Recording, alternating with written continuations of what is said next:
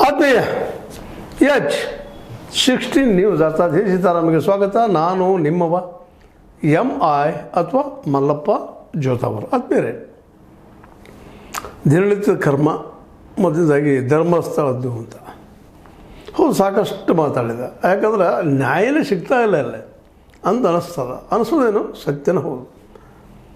ಯಾಕಂದರೆ ಯಾರು ದೂರದಾರಿದ್ದಾರೋ ಅವರು ಇವತ್ತಲ್ಲಿ ಕ್ರಿಮಿನಲ್ಸ್ ಆಗ್ತಾಯಿದ್ದಾರೆ, ಅಪರಾಧಿಗಳಾಗ್ತಾಯಿದ್ದಾರೆ, ಶಿಕ್ಷೆಗೆ ಒಳಗಾಗುವಂಥ ಪ್ರಸಂಗ ಬರ್ತಾಯಿದೆ. ವಿಷಲ್ ಬ್ಲೋವರ್ನ ಇವತ್ತು ಈ ಎಲ್ಲ ಸಮಸ್ಯೆಗಳಿಗೆ ಕಾರಣ ಅನ್ನುವಂತಹ ವಾತಾವರಣ ಬಿಂಬಿಸೋ ಪ್ರಯತ್ನವನ್ನು ಮಾಡ್ತಾಯಿದ್ದಾರೆ. ಯಾವ ವ್ಯಕ್ತಿ ಸಾಕ್ಷಿದಾರನಾಗೆ ಇಡೀ ಅಲ್ಲಿ ನಡೆದಂಥ ಘಟನೆಗಳಿಗೆ ಆಧಾರ ಆಗಿ ಹೇಳಿಕ್ಕೆ ಬಂದಿದ್ನೋ ಅವನು ಇವತ್ತು ಉಲ್ಟಾ ಹೊಡೆಯುವಂಥ ಪರಿಸ್ಥಿತಿ ತಂದಿಟ್ಟಿದ್ದಾರೆ.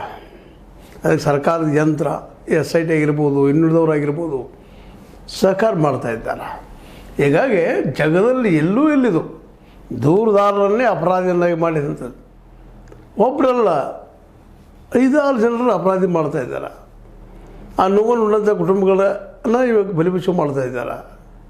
ಕುಸುಮಾವತಿಯವ್ರ ಬದಲಾಗಿನ ತಪ್ಪು ಸಂದೇಶಗಳು ಬಿಚ್ಚು ಪ್ರಯತ್ನ ಮಾಡ್ತಾಯಿದ್ದಾರೆ. ತಿಮ್ರೋಡಿಯವರನ್ನು ಸಹಿತ ನಗರ ನಕ್ಸಲರು ಅನ್ನೋಷ್ಟು ಮಟ್ಟಿಗೆ ತಂದು ನಿಲ್ಲಿಸ್ತಾ ಇದ್ದಾರೆ. ಅದು ಈ ಒಂದಲ್ಲಿ ಘಟನೆಗಳ ಬಗ್ಗೆ ಆದ ದುರಂತಗಳ ಬಗ್ಗೆ ಮಾತಾಡಿದವರು ಇಲ್ಲಿ ಶಿಕ್ಷೆಗಳಾಗುವಂಥ ಪ್ರಸಂಗ ತರ್ತಾ ಇದ್ದಾರೆ.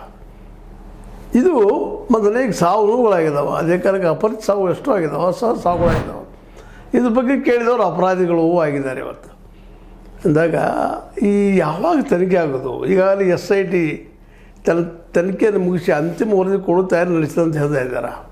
ಮತ್ತು ಇಲ್ಲಿವರೆಗೆ ಡೆವಲಪ್ಮೆಂಟ್ ನೋಡಿದಾಗ ಅಂತಿಮ ವರದಿ ಬರುವುದರೊಳಗೂ ಸಹಿತ ಯಾರ ಮೇಲೆ ಆರೋಪ ಮಾಡಿದ್ರು ಅವ್ರಿಗೆ ಎನ್ಕ್ವೈರಿ ನಡೆದಿಲ್ಲ, ಮಾತಾಡಿಸೇ ಇಲ್ಲ. ಅವ್ರ ಸಮೀಪ